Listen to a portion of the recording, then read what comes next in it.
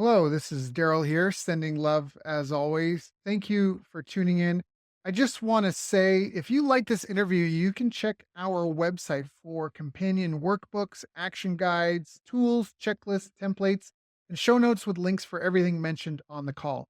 Just visit bestbusinesscoach.ca. That's best, B-E-S-T, businesscoach.ca. Enjoy. Hi, I'm Daryl Urbanski, and welcome to the Best Business Podcast. My mission is to help create 200 new multi-millionaire business owners. How? You'll do better when you know better. In my interviews, you'll hear from self-made millionaires, seven-figure business owners, authors, and world-class experts sharing how they did it so you can too without experiencing the same obstacles they did. Now, if you like this interview, please share it with a friend you think will benefit. They'll appreciate it, and I will as well. You can also connect with me on social media. Look for Daryl Urbanski, D-A-R-Y-L, Urban Ski, U-R-B-A-N-S-K-I, and add me so we can be friends. Now sit back, relax, and enjoy what I've prepared for you right here, right now. Hello, everyone. Thank you for joining us. My name is Daryl Urbanski, your host as always, and today we are joined by a very special guest, a man who I've known for a while, but who never knew my name until we met for the first time face-to-face in Connecticut. He was a VIP mastermind after the Titans of Direct Response event, and the man I'm telling you about is none other than Robert Skrob.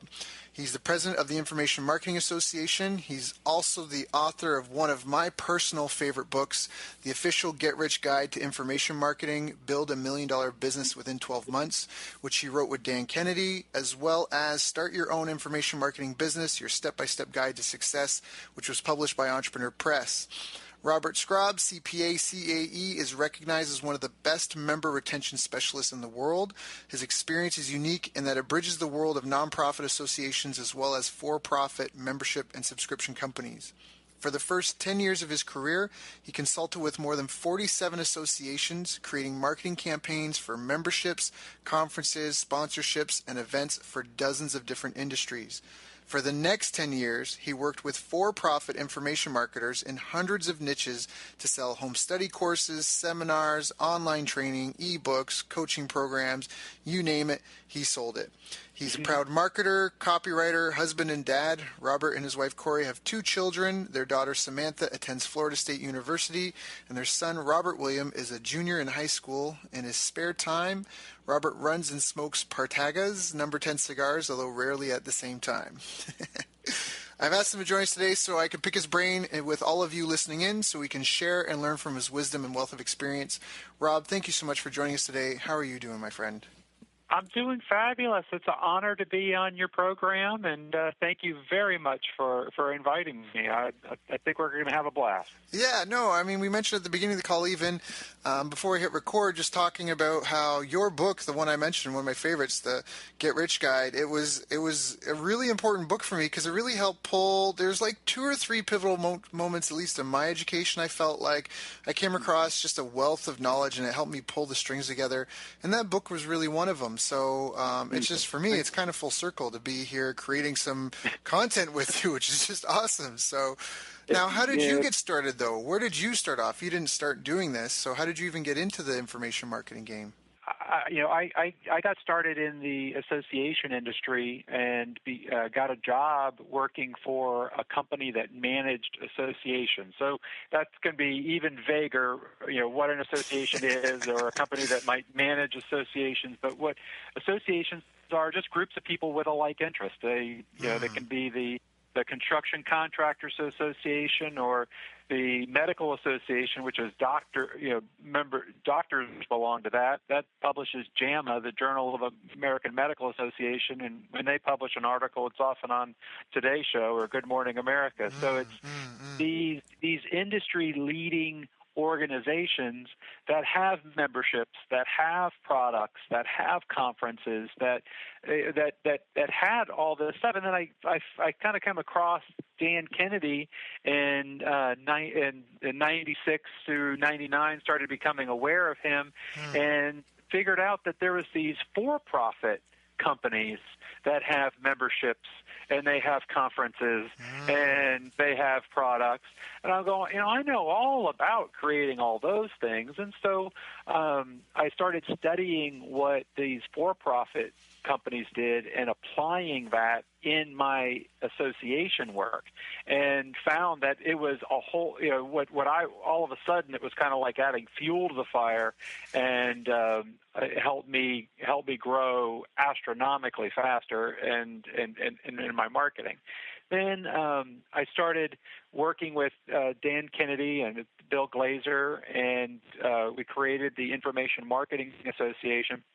And kind of fast forward in 2009, I'd been doing a number of Jumpstart coaching calls every month, calls with members, answering their questions, helping them get started in the business. And, at that point, probably, 4 years, 5 years. And, Dan had on a panel, it was Dan Kennedy, Bill Glazer, and myself were up there answering questions. And somebody asked, is there any way that you could put all this into a step-by-step way to get started? And, Dan gave an answer, it's really pretty complicated. We don't know where you start or where you are or what resources you have. So I thought, going home after that, I just felt, I felt like there needed to be a better answer. And what I did is I went back through the recordings of all those Jumpstart coaching calls. It was, I think, something like 60 hours worth of audio, and I charted every question that was asked and every answer. And this is a little bit of a long-winded answer, but no, it's great. But so I charted every question and every answer that I gave, categorized those, and that became the second edition of the official Get Rich Guide to Information Marketing. So even before there was any sort of any writing, I was researching, trying to figure out what are the top questions the brand new information marketers ask. What are these answers? Now let me organize them into a meaningful guide. And as there isn't one step-by-step, but in that book we give you 5, depending on where you start, and there's a little flow chart to follow, and it kind of gives you the 5 key ways folks get launched in this business, and helps folks get started step by step. So it was it's been a fabulous journey, and something that that's a book that I still look at and I'm really proud of. That second edition was actually pretty good. Yeah, no, it is. Mine's marked up and noted all over, and the pages are dog-eared, and I've underlined stuff. And no, it really is. It's a great book. It was just really helpful for a lot of people, and especially the Ascension Ladder. That was really powerful for me, mostly because it helped me understand the relationship-building component of it, which I don't think a lot of people get. A lot of people, everybody knows that you need regulars in a business, and everyone knows that you need, almost members, which is kind of cool. Why I like that you're so focused now on the memberships, and that's how you're presenting yourself, because really that's when marketing, in a lot of ways, that's what you're doing. You're trying to create an association and a membership. You're trying to create an affinity, because everyone knows most businesses need regulars to stay afloat. And so how do you actively create regulars? While you make them feel like part of the family, right? You create a family. So I love that, and just the ascension path for that. So that was just a really big breakthrough for me. And like I said, in understanding the marketing process, just going from someone who just heard about you and they don't really know you, all the way through. And now we do that a lot in our marketing, like especially with all the automation tools that are available. A lot of the systems that I help set up with clients are almost like a choose your own adventure, where either based on engagement or based on purchases, they get ascended and they get moved up, where they get different types of messages and offers. So yeah, it was huge. It was huge. And you must have learned so much being able to sit beside and work beside, Dan Kennedy and Bill Glazer themselves, right, at the head of, was it Glazer Kennedy Insider Circle? So, yeah, so what are you focused on kind of now? Like you said, like you wrote that book then. What happened after the book? You launched the book, and then what? Yeah, we published that book in 2011, and what I've done most recently is really what I found is that folks really need a lot of help in the membership area. That a lot of times we create products, we create programs, and I have a client of mine that he came, and he's a fabulous guy. And he decided that, I think when he launched, he had five different ways somebody could grow their business. And he felt, man, I'm going to really step it up, and I'm going to now give 10 ways. And then he wanted to step it up again, and so he created 15. And by the time we met, there was like 30-some ways that a business owner could really grow their business. And what he had created was something that was confusing, was too much. It was really overwhelming. So when somebody came in and joined, they were just swamped. There was all this stuff that they to choose from, and that the customer was just kind of didn't know where to start and where to begin to create change for themselves. Right. So what we did is I had him focus on his three most important things. What are the three key things? What are the three best of all of these strategies? What are the things that can get somebody results within 30 days? And let's put those first. And so now when a new customer comes in, they get these very simple step-by-step processes of exactly how and where to begin, and it helps them get results quickly, get belief, get a little money in their pocket, and not just believe in the marketer, but also believe in themselves. Mm-hmm. So it's a tremendous benefit to everybody involved. And so those are the types of clients that I've been working with, is helping folks who've got membership programs design them in a way and deliver them that it's a lot easier to deliver, and you get a lot more implementation on the part of the client, which leads to a long-term relationship. Yeah, that's awesome. Yeah, I ran a martial arts school for a period of time. We used to call that proof of learning, and you're so right. It was a big difference for me, at least with retention, when I realized that people need to see results right away, and it can be a catch-22, because sometimes I think the people who have the program and that, like Dan, he was like, oh, well, this is a big complicated thing, and there's all this wealth of knowledge, and that's true. And for a lot of people, to get the real results, like the real sustainable, like deep-rooted results, it does take time and energy investment, but people need to see some sort of progress right away, right? And so I think what you just said there is huge, to have three key things, three key results you can get your clients within the first 30 days right away. That way they see results, it's tangible, and now they can move forward with that. I think that's huge, that quick first win. Like when it's kind of interesting, when you were in the martial arts business, you didn't deliver. So the first day a student walked in, you didn't try to deliver every single sparring move, every form, everything all at the same all right there in that day. Right. Here is a box of DVDs with every single thing you need to learn in order to become an expert at martial arts. Right. It would not have. It's like if you think, oh, well, I want to be so giving, I want to give them everything they need. Well, they don't need a big pile of stuff to go through. What they need is to understand where to start so that they can help believe in themselves as much as believe in you. And so kind of re-engineering that paradigm that more is not always more. Yeah. Now, is there like any sort of rule of thumb? Because I know that hearing you say that, I know there's some people, and even I myself, because I've got member programs, you want to validate people's investment in your program right away. Now, how do you handle that with a client? If they're like, all right, I get what you're saying, Rob, that we need to show them where they're getting started, but they've just paid me blank dollars. I need to make sure that they feel they've gotten blank in value right away. How do you do that without, right? Because that's, I think, also part of where I want to give them so much that they say uncle, right? Because they've given me $2, I'm going to give them $1,000 worth of stuff. How do you walk that line?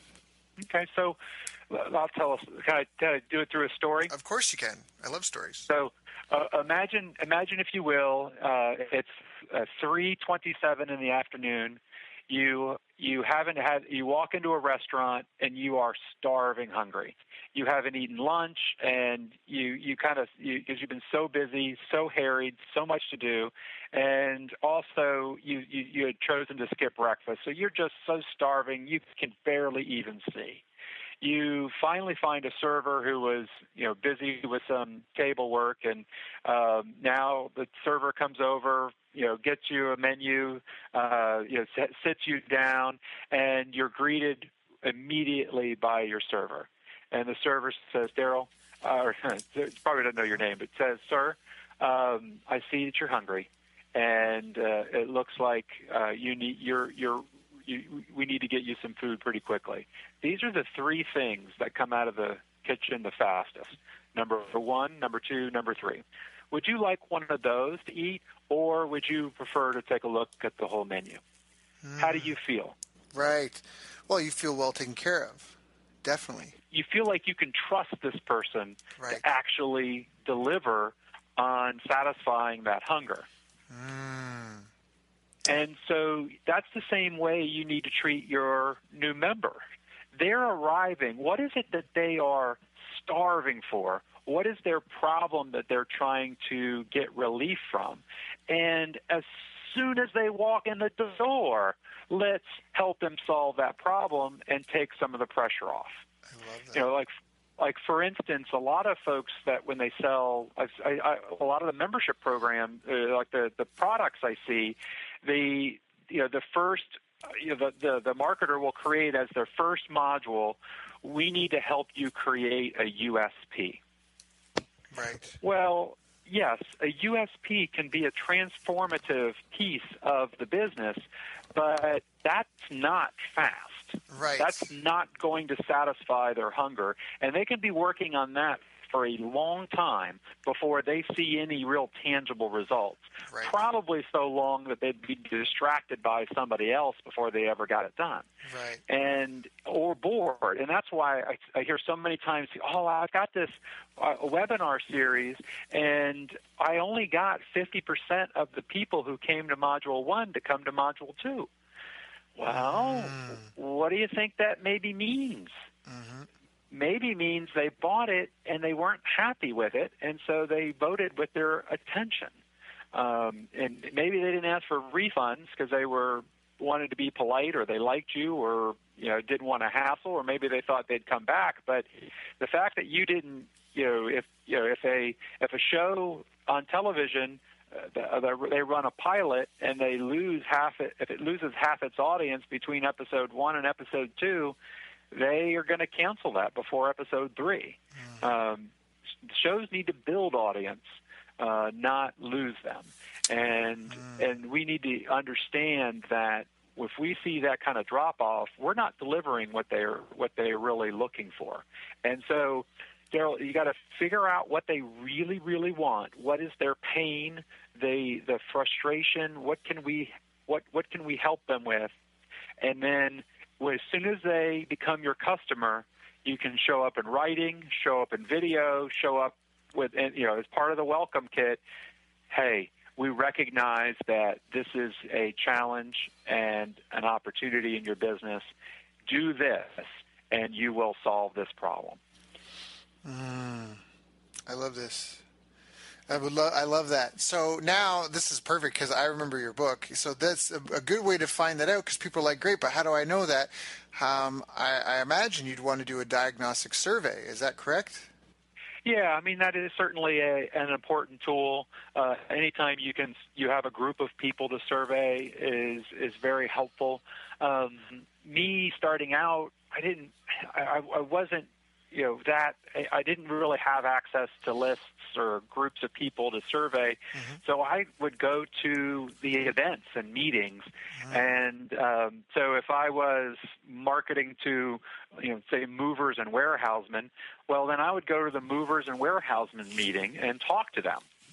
They're sitting there, and before a session, they're just sitting around, and you can go in, you can sit down next to them and find out how. So how's it going? What are the? Tell me, what are the big aggravations in your business right now? What are the things that just really irk you? And generally, you want to know what irks me? Well, what irks me is, generally they've got something for you. And Tell me what you really think.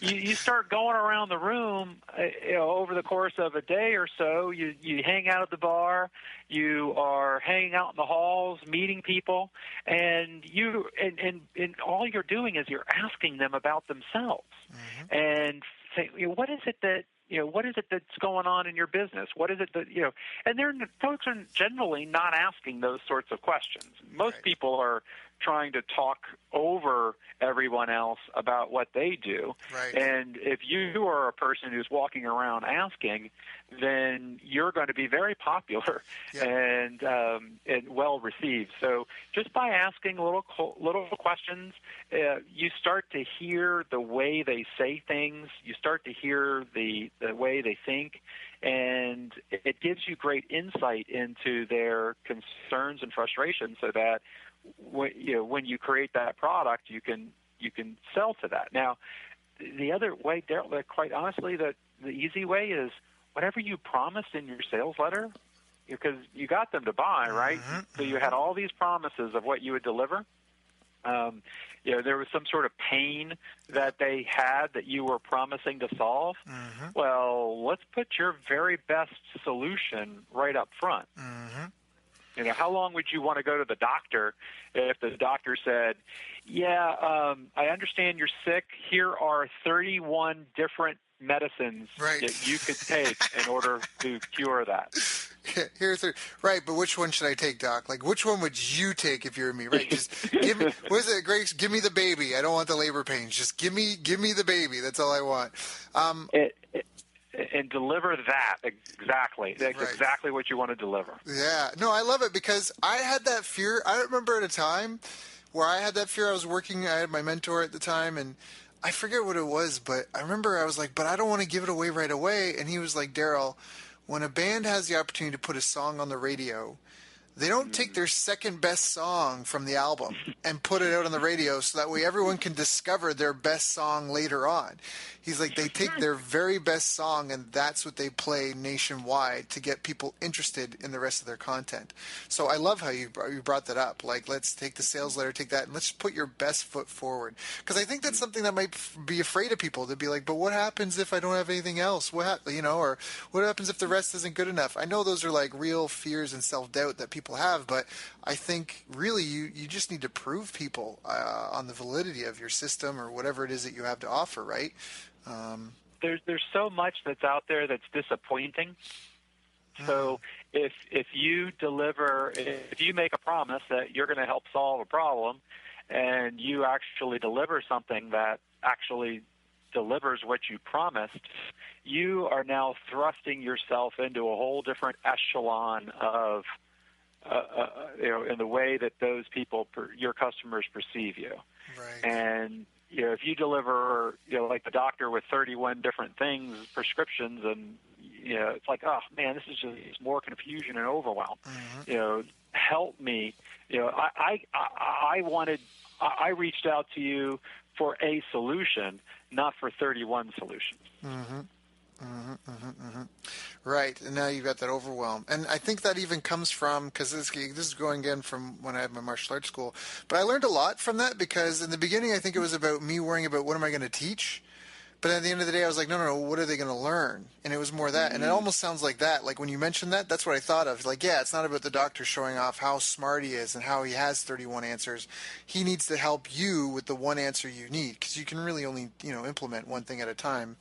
So that's great. It is completely focused on the member experience and seeing your business through the eyes of the member to help them have a great experience and help them implement and help them solve their problem. Right. And what does that do? But it helps build a relationship. Right.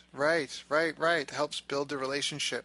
Because I think a lot of people get caught up, and I love this because you're president of the Information Marketing Association. You were there with Dan and Bill, and I know that a big thing, at least in information marketing, it's often touted as like a lifestyle business. That you can generate, really good sums of money and have a very comfortable lifestyle. But one thing I've noticed is that at least the people that are doing really well, they're not on a beach like that. I don't know if that even really exists, and that's the other part I wanted to dive into, because I think it's a disservice for some people. I mean, we all want the luxury, the dream, and the freedom and the ability to take time off when we want. But I mean, even Dan Kennedy, he is a workaholic, He's not taking any time off. He's not, you know what I mean? He's not kicking on the beach with his 3 bimbos. Like, that just doesn't happen. Well, maybe he does on his vacation. I don't know how he spends his money in private, but you know what I mean? But I just want to address that part, because it just sounds like it's coming from a place of serving others, and I feel like we're in a society where, you're dealing with automated phone messages, or go to our website and fill that out. There's not like a lot of service anymore, or personal touch, or any of that part. And so just the membership part, the relationship part, I just think that's such an integral piece of this. Can you speak to that at all? Like, the whole information marketing is a lifestyle business, and and never work again, and sit on the beach and drink martini. Like, can you talk to that at all? Well, I think it's kind of interesting how where I was kind of curious there, maybe where the hanging on the beach with the 3 bimbos came from. I don't know, but yeah. So, what is a traditional business? So, if you or I wanted to get into business, in our local, wanted to sell something. Traditionally, even just a few years ago, we'd have to go rent a retail store location, and you would have to set up you'd have to rent it and guarantee and put down a deposit, and then we'd have to buy shelves and buy inventory and stock those shelves and hire staff and stand there all day and be operate hours and maybe even work Saturdays and have teenagers that are in charge of this thing that you've spent hundreds of thousands of dollars to create, and so that you have a few minutes of spare time. So that is the reality of how business was. And now the information marketing business allows you to work from where you want to, and it gives you location freedom, because just because you work in Iowa or at the beach or in Canada or San Diego, it doesn't matter about you. It doesn't hurt or help your business, because your customers can be anywhere. And so I think that's the real reality behind the hype is, if you really figured out what it would normally take to be in business, this is a pretty darn good gig. Yeah. Oh, and to compare, it's like, there's a lot of hype out there, and people take it way too far, and I'm disappointed and frustrated because I don't know that they need to. It really is pretty awesome when you just put it in ordinary context that really you can set up these websites or have people set them up. You can help people and be focused on generating good outcomes and have a business anywhere in the world. That's pretty good. Yeah, that is pretty good, and it's a really scalable model, which is, when going back to the martial arts school, that was the biggest problem I had in that business was it wasn't very scalable because of the market I was in. It was a local market, small market. So I like that. I mean, there's location freedom, there can be time freedom, and the scalability if you know how to do it right. And we also talk about limited contact with customers, and what I always thought about that, some people take that as, oh, good, I don't have to worry about talking or interacting with customers, and like you said, you're not going to substitute a online ticketing system for a real meaningful relationship. I mean, Daryl, are you married? I don't know offhand. No, I was with a girl for 6 years, but that's about as close as I've been to marriage. So even when you were with her for 6 years, if you had promised to bring something and you didn't bring it with you, would it have been acceptable to go, oh yeah, if you've got any problems, you need to put in a ticket within my customer service system, and we will address that within 24 to 48 hours. Right. That would not have been an acceptable way of handling that. And so when our customers call us and say, hey, I bought such and such and I didn't get it, they're not looking for a ticket system. They're looking for a real solution. And if you provide them with anything other than a real solution, you're not in a relationship. Right. Because relationships require this communication, agreement, and fulfillment. Otherwise, it's a one-night stand. Well, can you say that? What were those three things? Relationships require agreement. Oh gosh, I'm glad this is recorded. It requires commitment. You got to make commitments. So it's a kind of agreement, fulfillment. And there was something else in there. I'll have to buzz back and remember. That was good though. It was really good. I was like, ooh, those are good. Those are three: agreement, fulfillment. This isn't. I'm actually like thinking this up as we go along, based on these are like insightful new questions. We're just making this up as we go along. That's right. But I mean, you're in a great position to do that because you've been in the game for so long, and even having said like earlier that you were on the, like Dan Kennedy is an icon, and he's the godfather of information marketing as far as a lot of people are concerned. They don't know the history before him, but he was definitely a huge whale of an evangelist and promoter and trainer of it. So having been, involved with that, you've seen so many people come and go in the industry. You've seen so many of the mistakes people have made. You've seen the successes. You saw the things that they had that made them successful. So yeah, I mean, you say you're making this up as you go, but you're really drawing on such a wealth of knowledge and experience. So it's very, very valuable, and that's why you get those little gems like that come out. So yeah, well, that works. It's kind of weird to hear you say that because for like my entire career, I was always the youngest one in the room. And so it's kind of strange. I mean, I'm still only 44, but there's all of a sudden there's all these younger people, yep. and so it's kind of strange not being the youngest one in the room anymore. But yeah, I've been at this for a long time.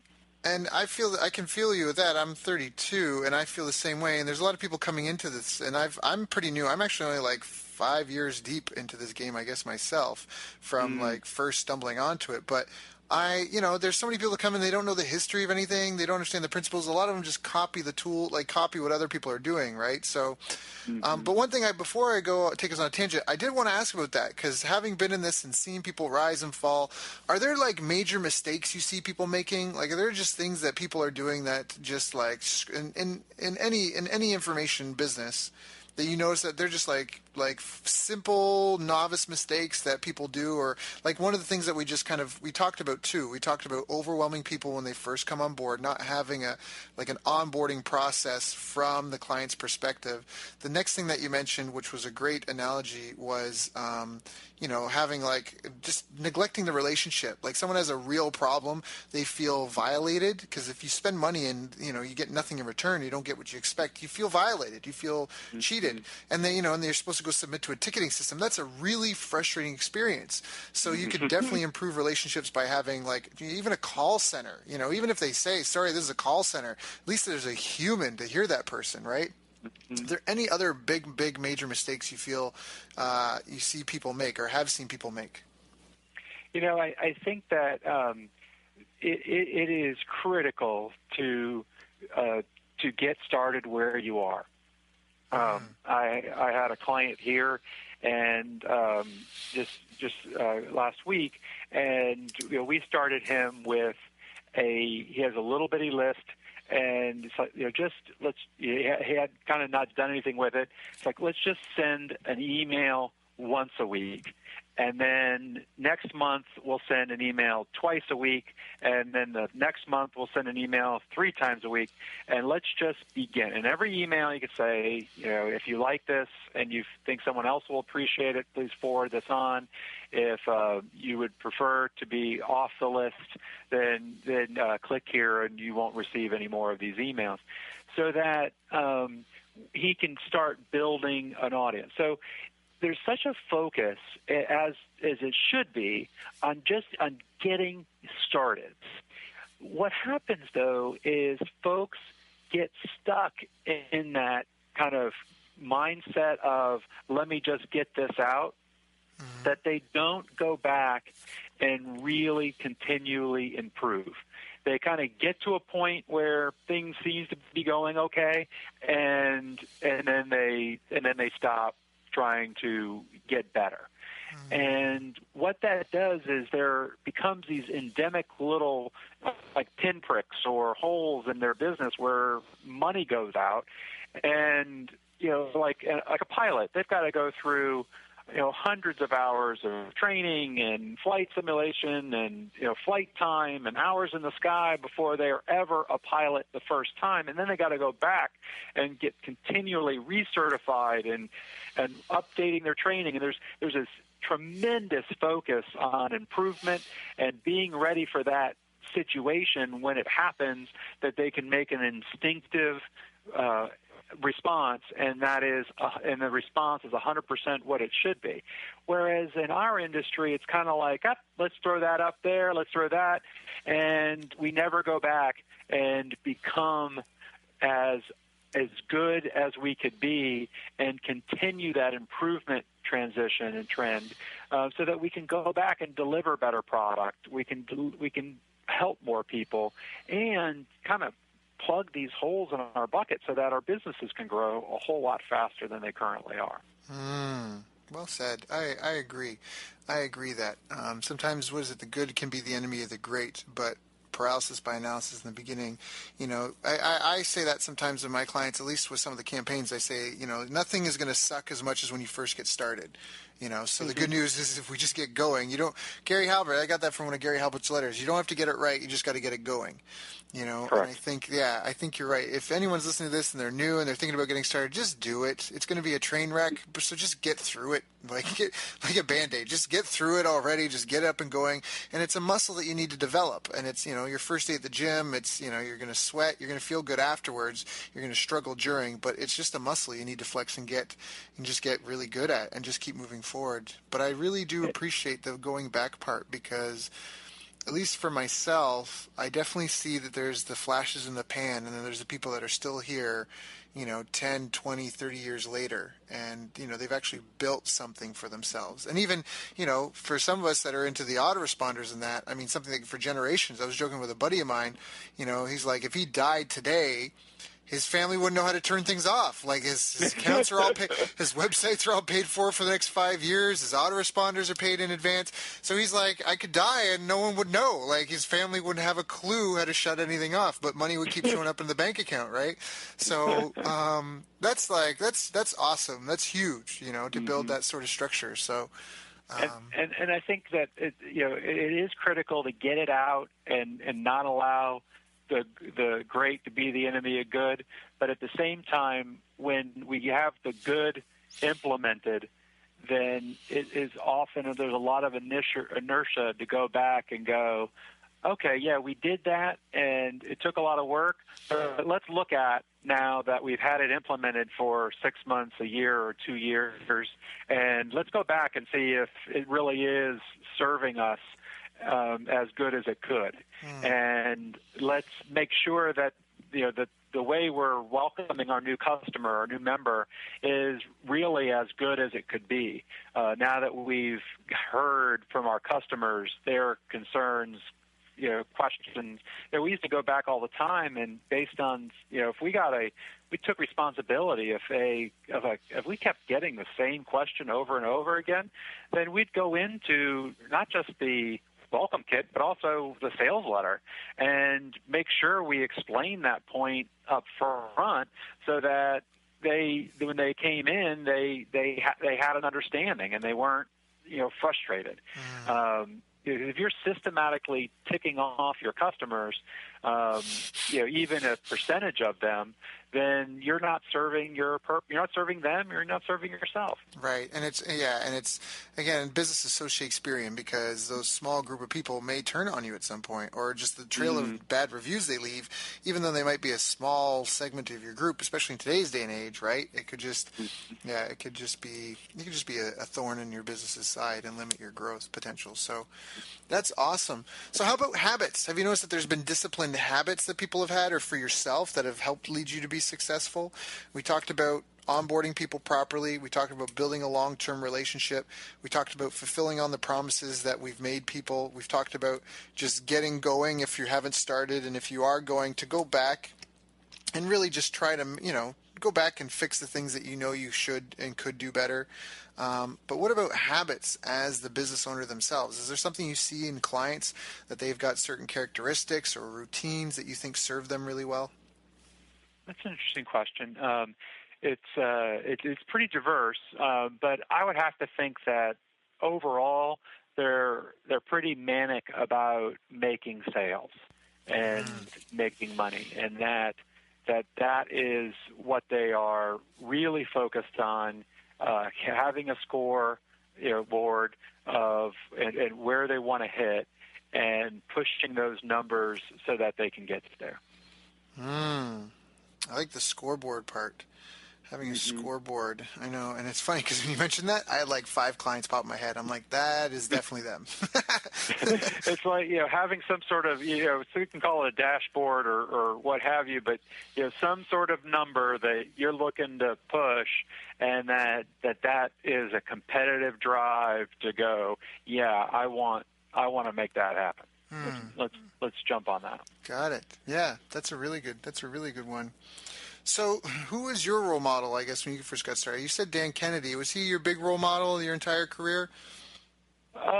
Certainly. I discovered him at first in '96. So at that point, I was 25 years old, and started reading his books and buying products. And I actually, in '99, or maybe it was 2000, maybe in 2000, 2001, something like that, I got a $7,500 commission from a client because I had I'd sold some memberships and earned a bonus, and I invested that bonus into what at the time Dan Kennedy called the mother load, which was a copy of each one of all of his products, and then that's really what set fire to that to my interest.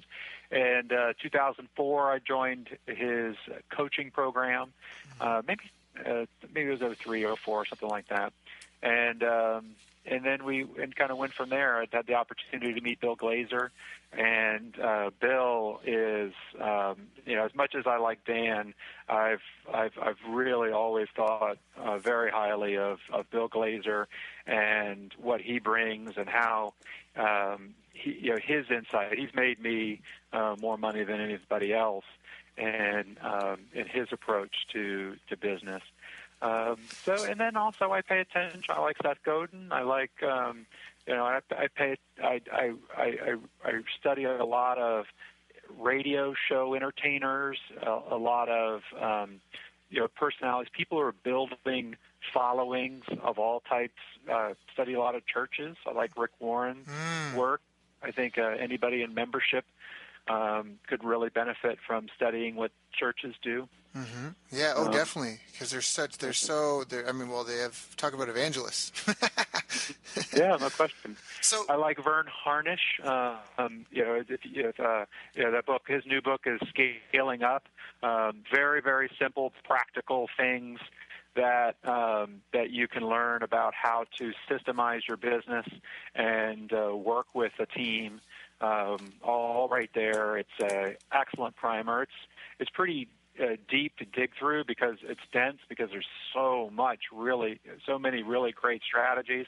But picking out something that's going to work for you and implementing it, the Scaling Up book is invaluable. Good.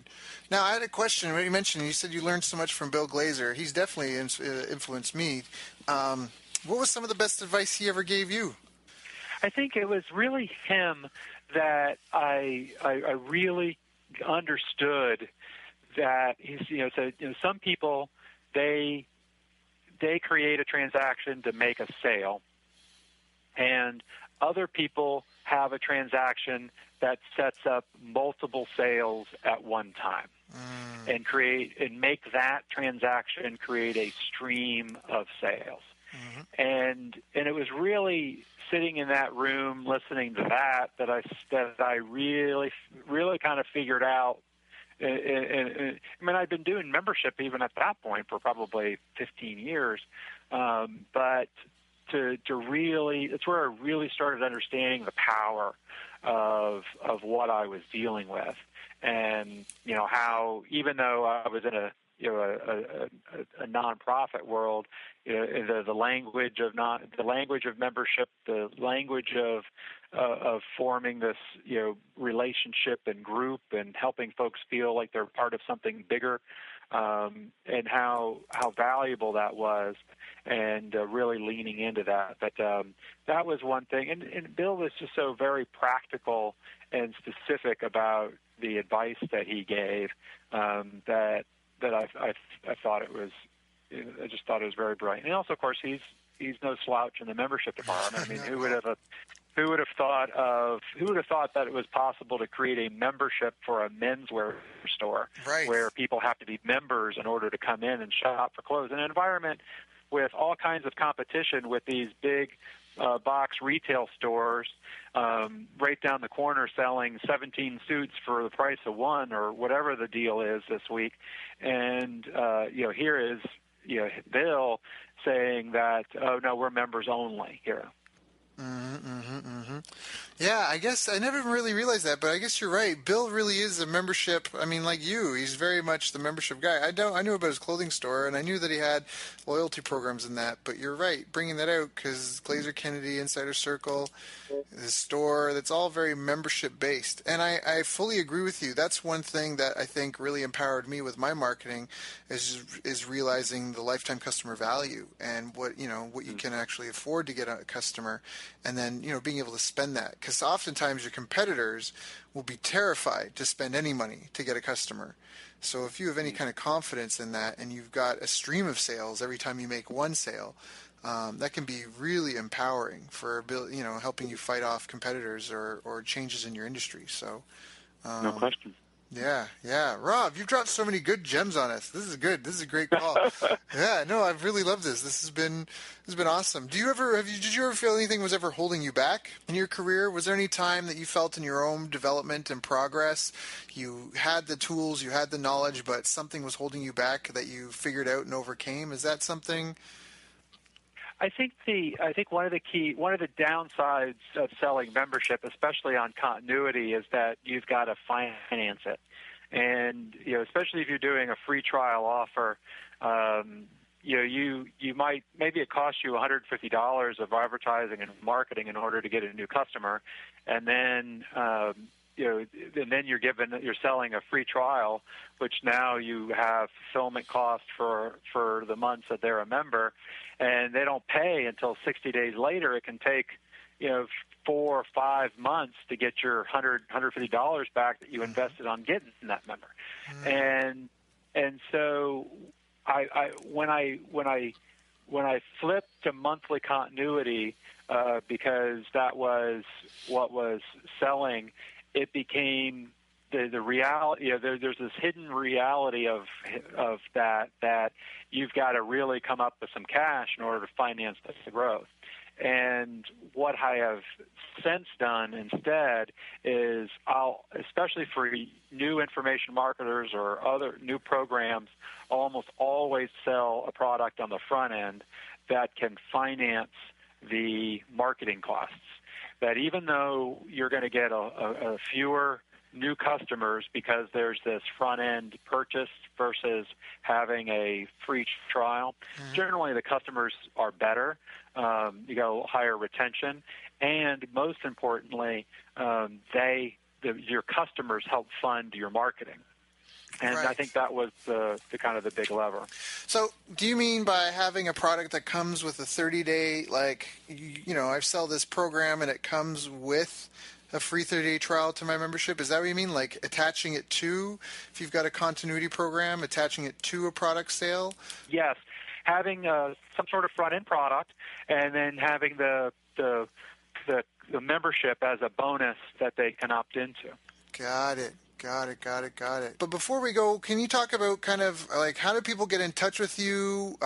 What's the best way to get on your list or to contact you? If people are like, Rob, this is great content. You obviously know your stuff. If Daryl trusted in you and you were, a critical piece in his career, maybe you can help me too. The best way is I've got a great report that outlines how to create a membership program from scratch at memberretentionreport.com. memberretentionreport.com. Perfect. Membershipretentionreport.com. Memberretentionreport.com. And if they want to reach out to you personally, is there any good email address or find you on social media or anything? Or probably the best is if you go to the memberretentionreport.com and you can reply to an email from there. It'd be easy enough. It'll come to me. Perfect. All right, so we'll be sure to include a link in the notes. Was there anything I should have asked you that I didn't ask you? That's it. It's time to. My next call's coming in, so I need to get going. Okay. Well, Rob, thank you so much for your time today. It was an honor and a pleasure. Thank you so much for joining us today. Bye, sir. You've reached the end of our interview. Now, first, let me thank you for listening. I appreciate and respect you more than you'll ever know. And now I'd like to ask you a couple of questions. First, what 3 lessons did you just learn? What 3 aha moments just jumped out at you? Second, what can you implement for yourself and your business in the next 24 hours? Third, what can you give to someone else to help you with, or give to them to just do it for you? Whatever it is, remember taking action is the secret sauce to results. Now, if you think this interview would be helpful for a friend, please give them a link to it. It'll help them and it'll help me too. I'd also like to invite you to help me find out more about the challenges you're facing, your dreams, your goals, and how I can help you overcome what's holding you back. We both do better when we know better, and your success is my success. So please reach out and interact. You can visit our website, bestbusinesscoach.ca for Canada or California, where I'm from and where I'm living. You're welcome to also try out one of our paid programs. You can find us on YouTube, Facebook, and pretty much every other social media channel you can think of. You should also subscribe to the podcast, and if you're enjoying them, please leave us a nice review. It really helps. That's all for now. Once again, thank you. Take care of yourself, and remember, the world needs the best business you can build. And I believe in you.